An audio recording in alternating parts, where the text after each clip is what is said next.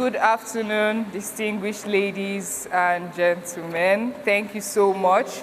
His Worship Lenu Baridama Papa, Chief Magistrate of the Family Court of the Rivers State Judiciary, our esteemed speakers here, Dr. Audu Ansel, UNICEF Chief Field Office, Port Harcourt, Ms. Fumi Adegbola, Director, Planning, Research and Statistics of the Rivers State Ministry of Social Welfare and Rehabilitation.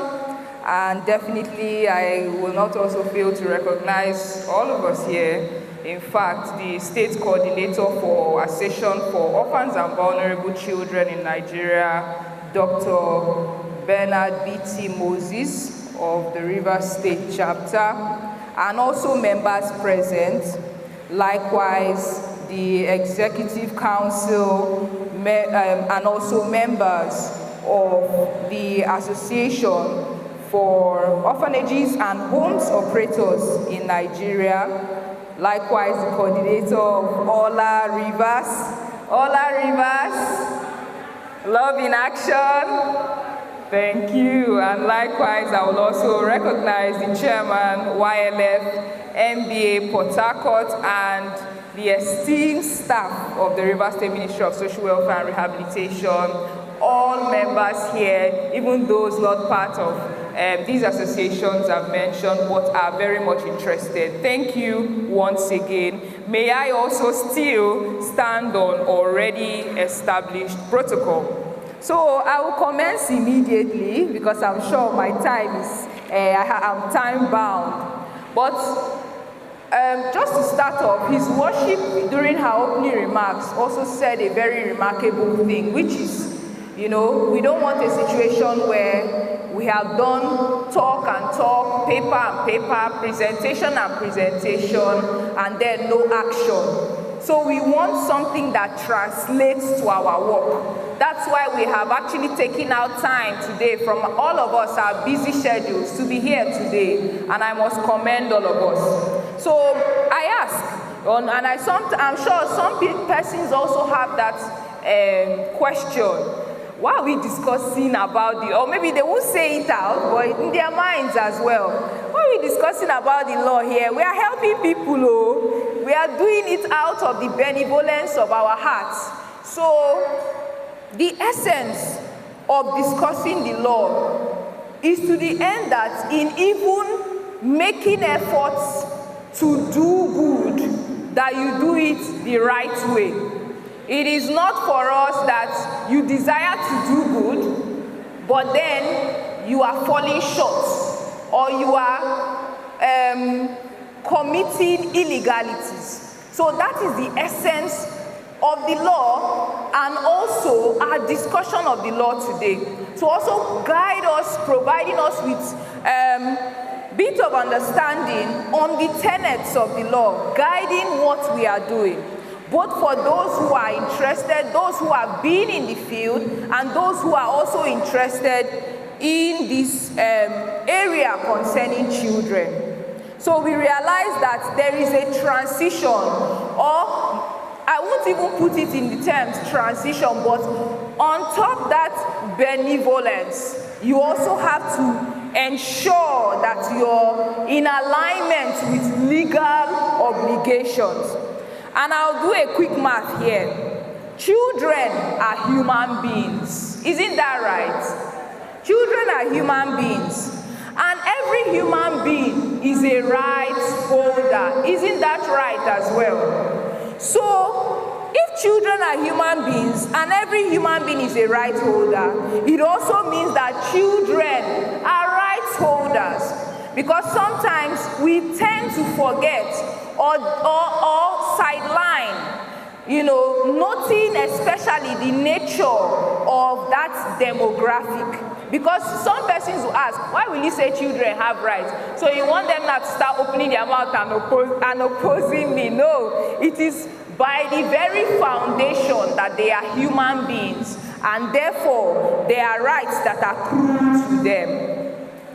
And we see this transition because, you know, when it comes to matters, issues concerning children, even around the First World War, Second World War, and through the development of the laws we have today, you know, for those that are in the field, you may have heard of Save the Children. And Eglanton Jeb, the founder, made a very powerful quote then, and which is still very relatable till now. He says, mankind owes to the child the best it has to give. And now, upon that tenet, then, we still see the progression, where it does not just lie in, I am doing my best. It now lies in, what does the law say we need to do concerning this matter?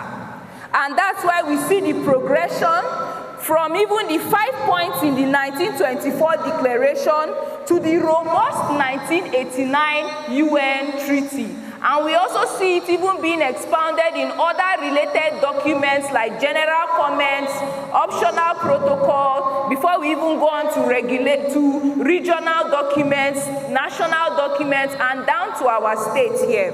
And Section 2, Sub 2 of the Rivers State Child Rights Law mentions this by saying that state parties, no, in fact, it's the UNCRC notes it. And likewise, Section 2 of our own law also notes it. It mentions the need to conform to standards. It is now a legal obligation and not an option. So that's where we are now. And just to have a brief overview on the legal framework, and when I mean legal framework concerning children, we recognize that, first of all, children's matters, when we talk about laws concerning children, it's not because we want to exclude them and make a separate law. The laws are there because we recognize also the peculiarities of the childhood stage. You know, childhood stage is different from adulthood stage. Likewise, even the mid-adulthood stage is different from older persons. That's why we see today that they are beginning to talk about treaty, UN treaty for old people, because they note the peculiarities too of older persons. It's the same way with children. There is that specificity and likewise the need for specific legislation.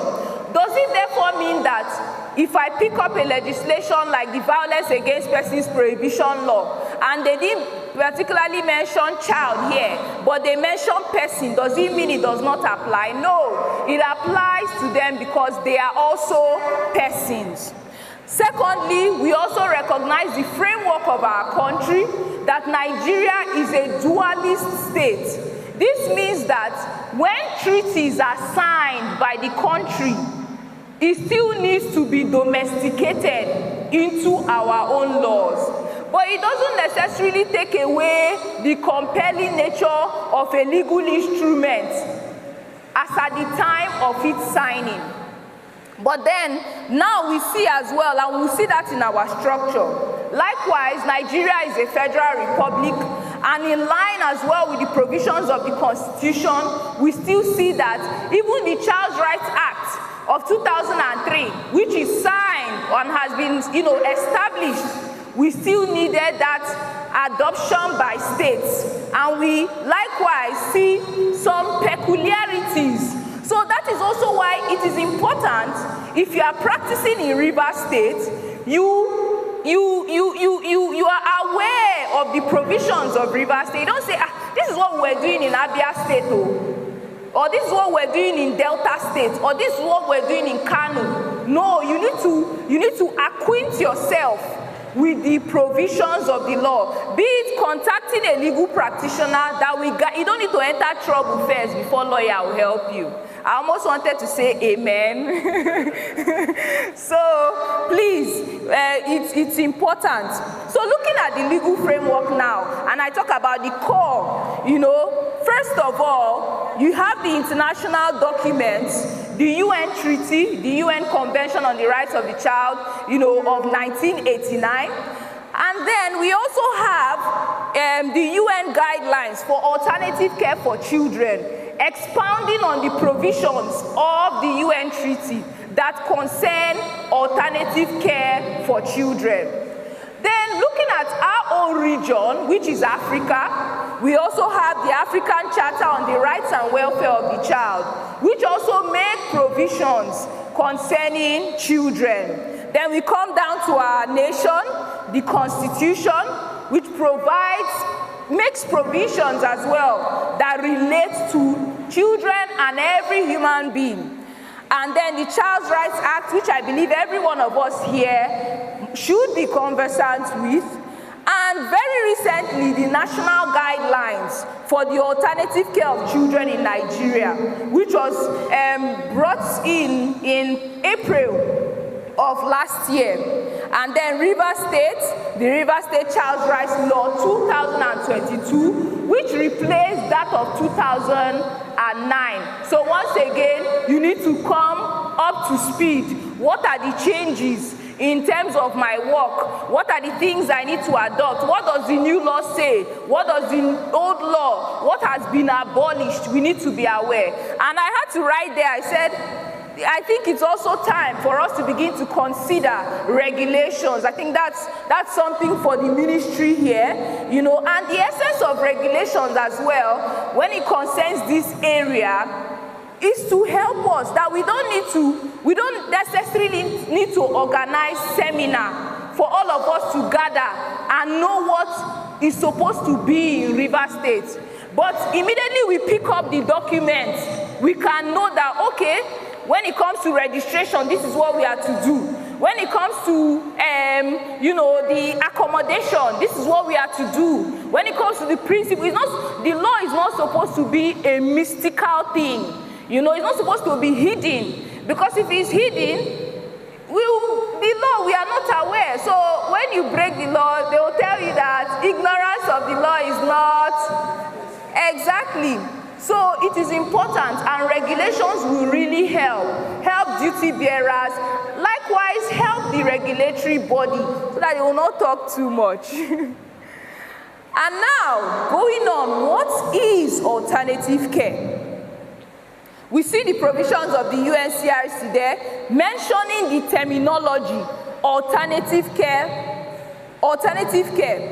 And he makes that provision where he says, a child temporarily or permanently deprived of his or her family environment, or in whose own best interest cannot be allowed to remain in that environment, shall be entitled to special protection and assistance provided by the state. Now, we will talk a bit more about best interest, but this provision here, we see the terminology alternative care. And when we look at our national guidelines, we also see the definition. It says, and the reason for this is because I'm sure we practitioners in the field, you're hearing alternative care, you're hearing residential care, you're hearing institution, you're hearing orphanage, you're hearing children's home. So the question is, what are these terminologies? So that we can understand and therefore walk rightly.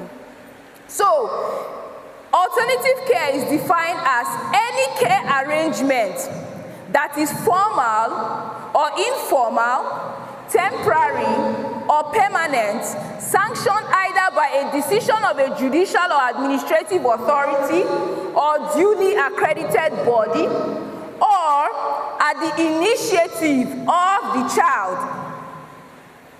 And it also goes on to say his or her parents or primary caregivers, or spontaneously by a care provider in the absence of parents for children who are deprived of a family care environment for at least one overnight stay for reasons ranging from family separation or where the best interest of the child can be best guaranteed. And having said that, you know, it is important to note, now when they talk about